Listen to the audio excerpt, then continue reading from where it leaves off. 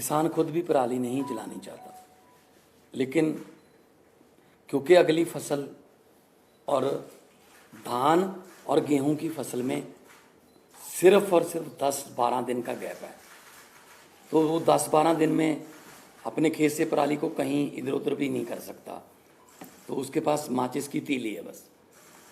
हमने 1,20,000 के आसपास जो मशीनें दी जो पराली को बीच में ही, ज़मीन के बीच में ही खपत कर देती हैं। पीएयू ने एक ऐप बनाई, जैसे आप ऊबर ओला की कैब ऐप देखते हो कि आप उस पर अगर टच करते हो तो आपको आपके रीजन में 2-3 किलोमीटर की रेंज में जितने भी मशीनें अवेलेबल हैं, ट्रैक्टर अवेलेबल हैं, आप वहाँ जाके कॉन्टैक्ट नंबर सहित उसमें आ जाता है। हमने गुरुद्वारा साहब जो गांव में हैं वहाँ पे बार बार हमने वहाँ गुरुद्वारा साहब में अनाउंसमेंट्स करवाई कि पवन गुरु पानी पिता माता तरत महत। गुरु नानक साहब ने पवन को गुरु का दर्जा, पानी को पिता का दर्जा और धरती को माता का दर्जा दिया। ये तीनों दर्जे हमने कायम रखने हैं। इसके अलावा भी हमने बहुत सी पंचायतों को इनकरेज किया। मेरे पास आंकड़े हैं कि 124 गांव, 120 गांव, 93 गांव उन्होंने इकट्ठे होके अपनी अपनी पंचायत बुला के ये मता पास किया ग्राम पंचायत, ग्राम सभा में कि हम लोग पराली नहीं जलाएंगे। तो पराली नहीं जलाना चाहता किसान, हाँ अगर जल रही है, धुआं उठ रहा है, तो हम उसकी जिम्मेदारी लेते हैं। हम कोई जिम्मेदारी से नहीं भाग रहे, जिम्मेदारी हम ले रहे हैं, लेकिन इसको मिल बैठ के हल करना पड़ेगा।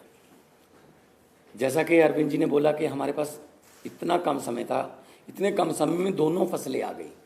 16 मार्च को सेरेमनी थी, बस 15 दिन बाद गेहूं आ गया, बिल्कुल गेहूं के बाद धान आ गया। धान की प्रोक्योरमेंट में कोई कमी नहीं है, लिफ्टिंग में कोई कमी नहीं है, किसान को पैसे मिलने में कोई कमी नहीं है, बल्कि घंटों में ट्रांसफ़र हो रहे हैं पैसे। लेकिन अगर हम ये शान से कहते हैं कि इस साल पंजाब में, हरियाणा में या देश में इतने लाख मीट्रिक टन धान पैदा होगा, रिकॉर्ड टूट जाएंगे, तो हम उस बात को तो शान से कहते हैं। लेकिन हम उस समय ये भी हमें याद रखना चाहिए सरकारों को कि अगर धान के रिकॉर्ड टूट रहे हैं तो पराली के रिकॉर्ड भी टूटेंगे, उतनी पराली भी तो आएगी। तो हमने अभी क्योंकि समय कम था, फिर भी हमने बायो एनर्जी का इंडिया का पहला प्लांट, बर्बियो कंपनी है जर्मनी की, उलहरा काका के पास माननीय केंद्रीय मंत्री हरदीप पुरी जी वहाँ पे आए थे, उद्घाटन किया। वो एक प्लांट जो है 47,000 एकड़ की पराली उठा लेगा, पैसे भी देगा, उठा भी लेगा। एक प्लांट सिर्फ 47,000 एकड़, सिर्फ क्योंकि पंजाब में 75 लाख एकड़ में धान की बुआई होती है, तो एक से तो काम नहीं चलेगा। ऐसी हमें पीसीओ कंपनियां चाहिए, पराली से बिजली बनाने वाली कंपनियां, पराली से सीएनजी बनाने वाली कंपनियां, बहुत कुछ लेटेस्ट आ गया। हम आपसे ये वादा करते हैं अगले साल नवंबर में इसी हॉल में शायद हम किसी और एंगल से बैठेंगे कि हम उस समय तक इसका हल कर चुके होंगे। चाहे तो हमें, पंजाब में इतनी फर्टाइल धरती है, कुछ भी बीज सकते हैं, बस एमएसपी मिल जाए। चाहे तो हम जो क्रॉप डाइवर्सिफिकेशन है उसकी तरफ जाएंगे, फसलों की अदला बदली में। धान से किसान भी कह रहा है मैं धान नहीं उगाना चाहता, मेरा पानी नीचे जा रहा है धरती वाला। तो जिम्मेदारी लेते हुए, being a head of the state Punjab, बहुत शहाद किया, बहुत एफर्ट अभी भी जा रही हैं, जितनी देर तक ये क्लियर नहीं होता। लेकिन उसके लिए कोई एक जिम्मेदार आदमी नहीं है उसमें, ये नॉर्थ इंडिया की प्रॉब्लम है। और अगले साल तक हमने अभी से लग गए हैं कि अगले साल बहुत सा एरिया, बहुत, अभी मैंने 75 लाख एकड़ बोला है, 35 लाख एकड़ में पराली नहीं जलती, सिर्फ 40 लाख एकड़ में जलती है। 40 लाख एकड़ को भी हम कोशिश करेंगे कि कहीं और किसी और फसल का बदलाव हो जाए, किसान को उतना ही पैसे जितना धान बीज कर 1 एकड़ से उसकी कमाई होती है किसी और फसल से हो जाए, चाहे तो वो सरसों हो, चाहे बाजरा हो, सूरजमुखी हो, पॉपुलर हो, सब्जियां हों, लेकिन मार्केटिंग चाहिए। तो इसके लिए हमने अभी से काम शुरू कर दिया। तो मैं एक बार फिर ये कहना चाहता हूँ कि सेंट्रल सरकार को मिलकर बैठना चाहिए। ये नॉर्थ इंडिया का मुद्दा है, पूरे नॉर्थ इंडिया का मुद्दा है। जैसे कि सीएम साहब ने अभी शहरों के नाम गिनाए हैं, कुछ शहरों के नाम ऐसे हैं जो नहीं भी आए होंगे AQI में, तो एयर क्वालिटी इंडेक्स में। सो मैं बतौर मुख्यमंत्री पंजाब आपको आश्वासन भी देता हूँ और जिम्मेदारी भी लेता हूँ कि जो पराली चल रही है उसका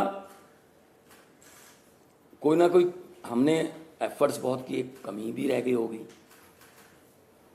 बहुत सी हमारी योजनाएं सफल हुई, बहुत सी नहीं भी सफल हुई, लेकिन किसानों के साथ बैठकर, उनके जथेबंदियों के साथ बैठकर हम अगले साल के लिए प्लान कर रहे हैं। और इस साल और कम हो, अभी हमने वो छोड़ा नहीं है कि हम छोड़ रहे हैं कि ऐसे जला दो या को। पर्चे दर्ज की बात है, पर्चे दर्ज करने से किसी भी चीज़ का इंडेक्स नहीं पता चलता आपको। अगर पर्चे कम दर्ज करेंगे तो इसका मतलब ये थोड़ी है कि पराली कम जली है। अगर किसी ने पर्चे दर्ज नहीं किए इसका मतलब ये थोड़ी पराली जल गई। जब ज़्यादा पर्चे दर्ज के लिए इसका मतलब ये। तो मेरा मतलब ये है, किसान को ये भी ना लगे कि मैं अपराधी हूँ। किसान को अन्नदाता कहते हैं और अन्नदाता ही रखना है। ये जैसा अभी मान साहब ने कहा कि अभी भी स्थिति को कंट्रोल करने के लिए जो भी आने वाले दिनों में कदम उठाने की ज़रूरत है हम उठाएंगे। तो दिल्ली में कल से हम प्राइमरी स्कूल्स बंद कर रहे हैं, प्राइमरी क्लासेस बंद कर रहे हैं जब तक स्थिति में सुधार नहीं हो जाता। और ऑड इवन के ऊपर विचार चल रहा है कि ऑड इवन करने की ज़रूरत है, अगर ज़रूरत होगी तो ऑड इवन को लागू किया जाएगा। आज सुबह मैं देख रहा था, आदेश गुप्ता जी कह रहे थे कि वो एक दादा के नाते बोल रहे हैं और उनका जो पोता है उसे दिक्कत हो रही है। मैं उन्हें भरोसा दिलाना चाहता हूँ आदेश गुप्ता जी कि आपका पोता मेरा भी पोता है, और भरोसा रखिए कि हम पूरी कोशिश करेंगे, मिल के कोशिश करेंगे कि किसी भी बच्चे को किसी भी तरह की तकलीफ़ नहीं होनी चाहिए, उसके स्वास्थ्य से संबंधित, उसकी ज़िंदगी से संबंधित। अगर कोई क्वेश्चंस हैं एक दो तो। जो मान साहब ने कहा जो पराली को लेकर इस पे सवाल उठ रहे थे कि जो केंद्र सरकार से आप लोगों को कह रहे थे जो प्रस्ताव भेजा था वो नहीं माना गया, उस समय उसके बावजूद कोई और कदम जो आप लोग उठा सकते थे? नहीं, देखो 2 प्रस्ताव हमने भेजे थे। एक तो था कि 1500 आप दे दो, 500 दिल्ली गवर्नमेंट से ले लेंगे, 500 हम दे देंगे, 2500 रुपये पर एकड़ अगर उसको मिल जाएगा, वो दिहाड़ी वगैरह पे उसका खर्च होगा 1000 के आसपास, वो पराली को एक जगह पे रख लेगा, निकाल के अपनी फसल वो गेहूं की बीज देगा। लेकिन वो प्रस्ताव माना नहीं है। फिर हमने कहा कि बहुत सी कंपनियां ऐसी हैं जो पराली से बिजली बनाना चाहती हैं, बायोगैस बनाना चाहती हैं, उनके लिए फेडरल गवर्नमेंट से, सेंट्रल गवर्नमेंट से हमें परमिशन चाहिए थी, वो भी इतनी जल्दी में हो नहीं पाई। अभी भी हम कोशिश कर रहे हैं दोबारा कि चलो ये सीज़न हो गया तो अगला सीज़न तक तो कम से कम कर लें। तो हमारी तरफ से 1,20,000 हैप्पी सीडर्स बोलते हैं उसको, वो मशीनें चल रही हैं। मशीनों की अवेलेबिलिटी की कोई प्रॉब्लम नहीं है। हम गुरुद्वारा साहब में भी अनाउंसमेंट करवाते हैं कि जिसको मशीन चाहिए, इस गांव में मशीन, भाई 4 मशीन, 2 ट्रैक्टर हैं। अगर आपके पास अकेला ट्रैक्टर है, मशीन नहीं है, तो आप मशीन वहाँ से ले आएँ। अगर आपके पास ट्रैक्टर भी नहीं है तो ट्रैक्टर समेत भी मशीन मिलती है। तो हम एफर्ट्स में कोई कमी नहीं छोड़ रही। सेकेंडरी स्कूल 5वीं से ऊपर की क्लासेस की आउटडोर एक्टिविटीज़ बंद कर रहे हैं। स्पोर्ट्स और आउटडोर एक्टिविटीज़ जो हैं वो नहीं अलाउड की जाएंगी। सर, आप एनसीआर की बात कर रहे थे एनसीआर नहीं, पूरे नॉर्दर्न इंडिया की। हरियाणा में खास करके पूरा सोनीपत से लेके पानीपत करनाल तक दिल्ली जैसे हालात हैं, स्मॉग है, लेकिन वहां पे वो मेजर्स लेते हुए नहीं दिख रही है सरकार, चाहे वो स्मॉग गन्स हो या फिर कंस्ट्रक्शन के लिए तमाम जो एहतियात दिल्ली में बरते जा रहे हैं। Do you think that there is an urgent need for the centre to call a joint meeting? मैं वही बार बार कह रहा हूँ, दो चीज़ों की ज़रूरत है। केंद्र सरकार अब पीछे नहीं रह सकती, केंद्र सरकार को इसका नेतृत्व करना पड़ेगा। केंद्र सरकार को बिहार तक प्रॉब्लम है, राजस्थान तक प्रॉब्लम है। राजस्थान के भिवाड़ी ज़िले में आज सीवियर कैटेगरी का पॉल्यूशन है। बिहार के मोतिहारी, बेतिया, कटिहार में वेरी पुअर कैटेगरी का पोल्यूशन है। ये तो पंजाब की वजह से नहीं हो रहा ना। तो ये समस्या तो पूरे नॉर्दर्न इंडिया की समस्या है, जिसके लिए केंद्र सरकार को सामने आके प्रदूषणों के कारणों के ऊपर काम करना पड़ेगा। और जहाँ प्रदूषण है वहाँ पे जो स्टेप्स दिल्ली सरकार उठा रही है, ये स्टेप्स पूरे देश में उठाने की ज़रूरत है। ज़रूर जॉइंट मीटिंग होनी चाहिए, एक्सपर्ट से गाइडेंस होनी चाहिए, हम लोगों को भी गाइडेंस मिले एक्सपर्ट से, उन सब चीज़ों की ज़रूरत है। पर एक ही चीज़ है कि मतलब मैं देख रहा हूँ रोज अखबारों के अंदर, केजरीवाल ने ये नहीं किया, केजरीवाल ने ये नहीं किया, केजरीवाल ने ये नहीं। अगर केजरीवाल को गालियाँ देने से अगर देश का प्रदूषण खत्म होता हो तो दे लो। प्रदूषण तो खत्म नहीं हो रहा ना केजरीवाल को गाली देने से, समाधान तो निकालना ही पड़ेगा ना, राजनीति से नहीं होगा, मिल बैठ के कंस्ट्रक्टिव अप्रोच करनी पड़ेगी। पंजाब में बेलर्स के लिए किसानों की मांग है कि बेलर्स की रिक्वायरमेंट उन्हें है स्टबल को पैक करने के लिए, और हरियाणा में भी कुछ डेमोन्स्ट्रेट ये किया गया था कि बेलर्स की वजह से कहीं ना कहीं पराली जलाने की जो एक्टिविटीज में कमी आई है। तो कितने एक्टिव है अभी कोई संख्या बेलर्स की? वो सारे कदम उठाएंगे। जैसा मैंने कहा कि हमें 6 महीने मिले, 6 महीने बहुत कम होते हैं, मतलब कुछ भी नहीं होते, इतनी बड़ी समस्या है। उसमें भी मतलब पहले कुछ महीने तो लॉ एंड ऑर्डर उसको सब चीज़ों को कंट्रोल करने में लगे, तो 1 साल और दीजिए, हमें 1 साल मांग रहे हैं। हमें पूरी उम्मीद है जिस तरह से दिल्ली से हमारी आम आदमी पार्टी की सरकारें काम करती हैं, अच्छी नीयत से, पढ़े लिखे लोग हैं हम, तो इसको भी समस्या का समाधान निकालेंगे। बेलर्स भी लेके आएंगे, हैप्पी सीडर भी लेके आएंगे, क्रॉप डाइवर्सिफिकेशन की जरूरत है वो भी करेंगे। सारी चीज़ों के ऊपर काम अभी पैरेलली चल रहा है। अगले साल में तो अगला सीजन ही होगा, अगले सीजन में आपको ये तकलीफ होनी, लेकिन हम कोशिश ये करेंगे कि हम धान से किसानों को किसी और फसल की तरफ लेके जाएं। उसके लिए मार्केटिंग चाहिए, एमएसपी चाहिए। हम बात कर रहे हैं, सेंटर के साथ भी बातचीत चल रही है कि क्योंकि राइस की कोई कमी नहीं है। मैं एफसीआई की स्टैंडिंग कमेटी का मेंबर था जब मैं मेंबर ऑफ पार्लियामेंट था। एफसीआई ये कह रही है कि हमारे पास राइस की कोई कमी नहीं है, लेकिन अब जो राइस पैदा होता है वो तो एफसीआई को उठाना पड़ता है, एमएसपी पे उठाना पड़ता है। तो हम कोशिश ये करेंगे कि ऐसी फसलें पंजाब में अगली बार आएँ ज़्यादातर जिनमें कम पानी खपत। मतलब पंजाब का नाम ही सिर्फ पानियों पर है, 5 आब, 5 दरिया, पानी नहीं है, ना तो ऊपर वाला ना ही नीचे वाला। 1 किलो चावल पैदा करने के लिए 3800 लीटर पानी पंजाब खपत कर रहा है 1 किलो चावल के लिए। तो हम देश को चावल नहीं दे रहे, हम देश को पानी दे रहे हैं।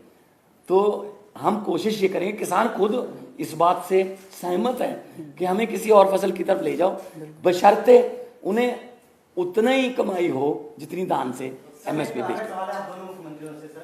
शिक्षा मंत्रालय ने देश भर के स्कूलों के लिए परफॉर्मेंस रेटिंग इंडेक्स लागू किया है। 2020-21 की रिपोर्ट है, दिल्ली के स्कूलों की स्थिति खराब बताई गई है, लेवल 2 भी क्रॉस नहीं कर पाई, और उसी दौरान पंजाब ने बेहतर परफॉर्म किया 2020-21 में, पूरे देश में 3रे नंबर पर है।